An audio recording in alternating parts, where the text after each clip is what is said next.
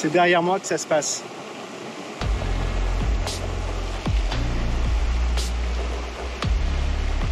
Et qu'est-ce qu'on voit ici? Encore un autre instant extraordinaire. Je ne sais pas si vous allez le voir. Et c'est le Tafunat qu'on voit ici. Il est par là-bas.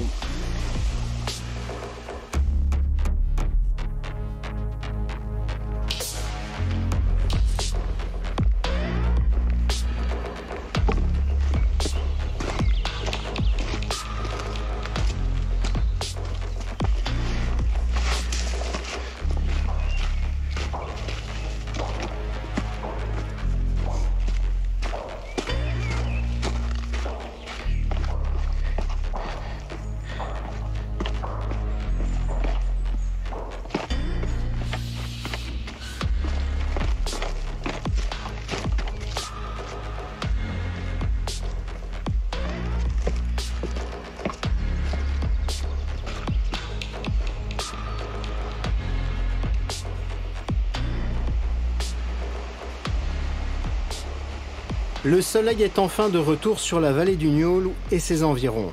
Je quitte définitivement le Maramar pour m'engager sur le sentier de la transhumance en direction du refuge de Pouskaya, l'un des points d'étape de cette journée.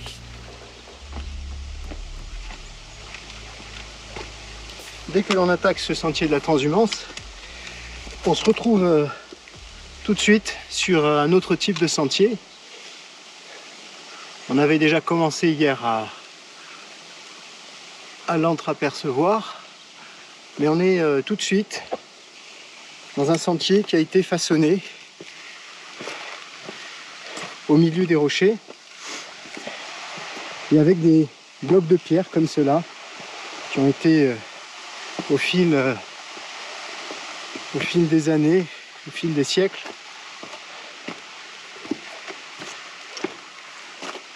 posés, façonnés par les habitants et par ceux qui traversaient ces vallées à travers la montagne pour leur transhumance.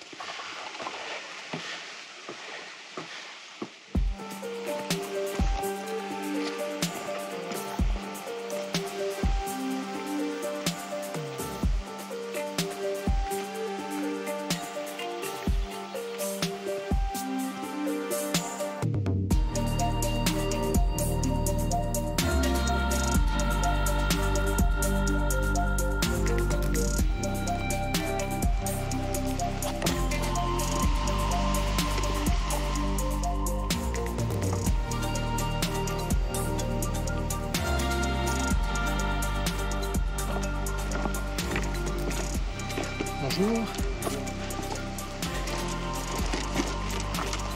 Bonjour. Sur cette première partie du chemin, nous croisons de nombreux randonneurs.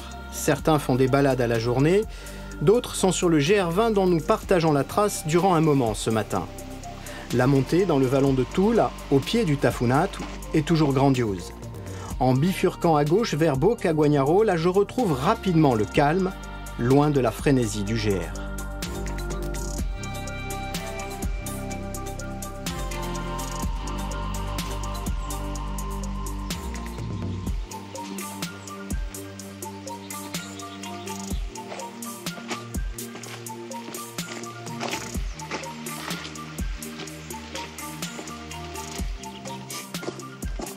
Cette ascension vers les 1800 mètres du point culminant de notre parcours se fait tranquillement en lacets.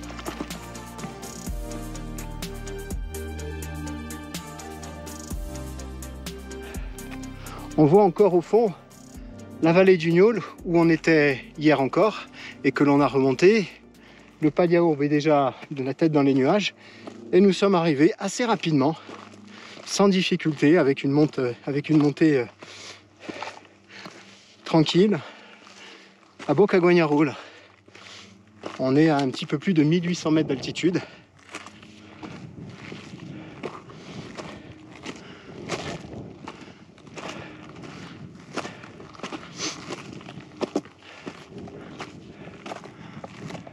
Et d'ici, la vue est somptueuse puisque face à nous s'ouvre un autre panorama. Tout au fond, c'est Scande là que l'on voit au milieu. Et là on va entamer ensuite une descente très raide.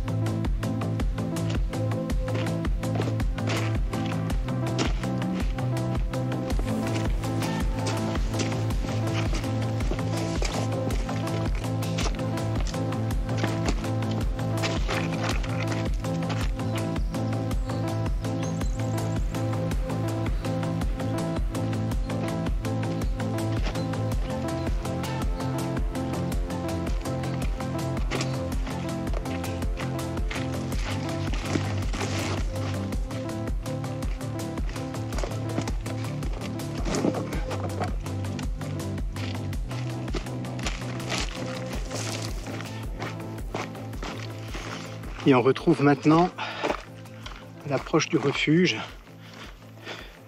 Depuis qu'on est rentré dans la forêt, en fait, un sentier beaucoup plus roulant, parfaitement nettoyé, entretenu.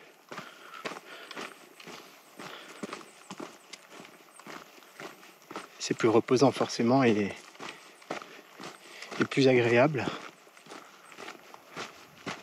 On peut déjà envisager la suite du parcours en face, où il va falloir remonter tout à l'heure jusqu'à Capronal.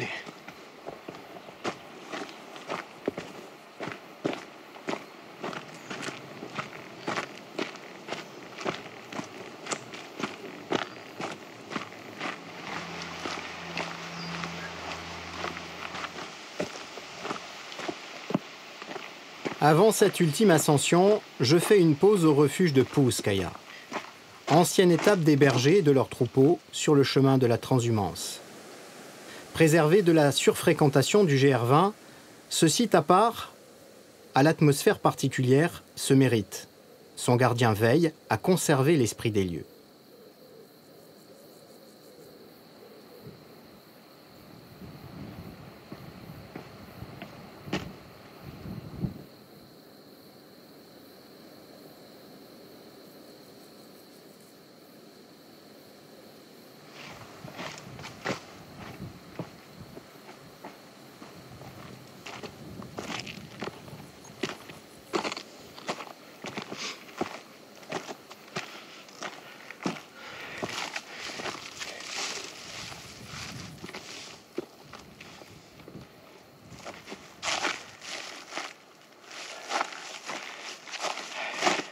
Allez, là on voit bien la dernière partie de la montée vers Capronal.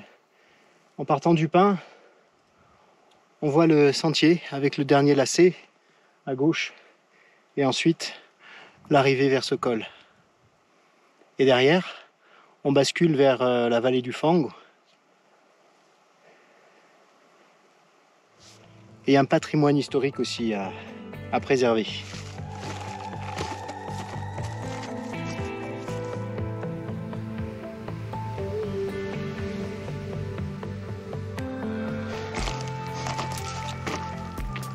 L'arrivée à Capronal est encore un point de bascule. D'ici, on aperçoit la vallée du Fang où nous allons, mais aussi tout le chemin parcouru tout au long de cette journée.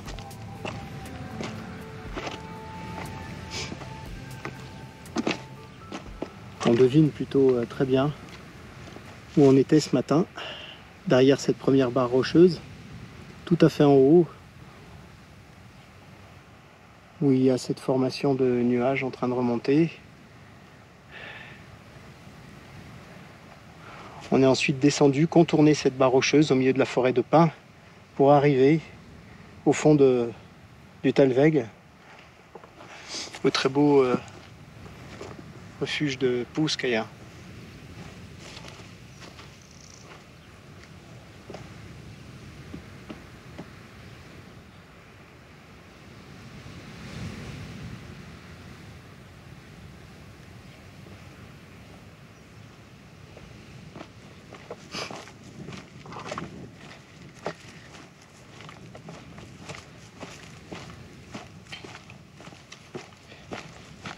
On attaque désormais la descente vers Montestrem, vers ce sentier taillé dans la roche à la fin du 19e siècle.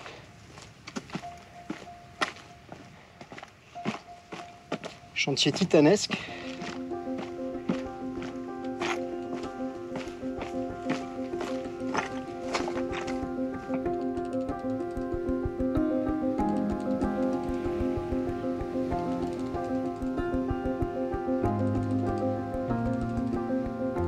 Des murs de soutènement viennent consolider ce parcours effectivement taillé à même la roche. C'est dans ce relief qu'a été façonné ce chemin par lequel transhumaient les troupeaux entre le Falazourm et le Niolo. Une seule famille de bergers l'emprunte encore aujourd'hui, mais pour combien de temps?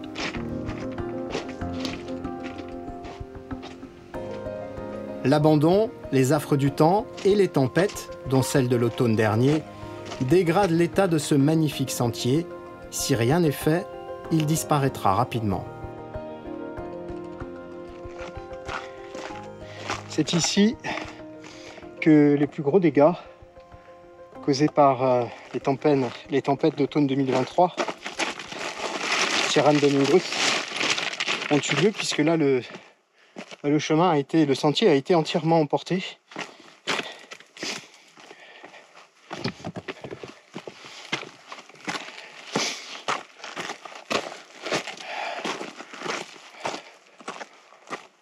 On le retrouve un petit peu de suite après. Mais on est déjà plus bas dans la vallée, hein, puisque on n'arrive pas à imaginer. Franchement, c'est difficile d'imaginer. Regardez par où on est descendu. Voilà.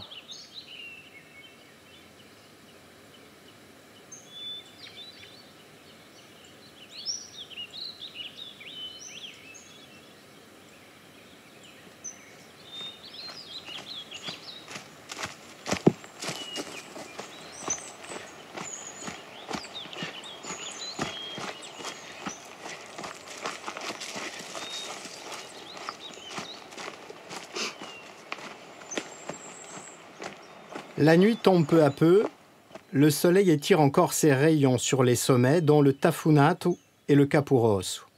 Je rejoins la haute vallée du Fango. Demain, cette traversée complète de la Corse se terminera à Galeria.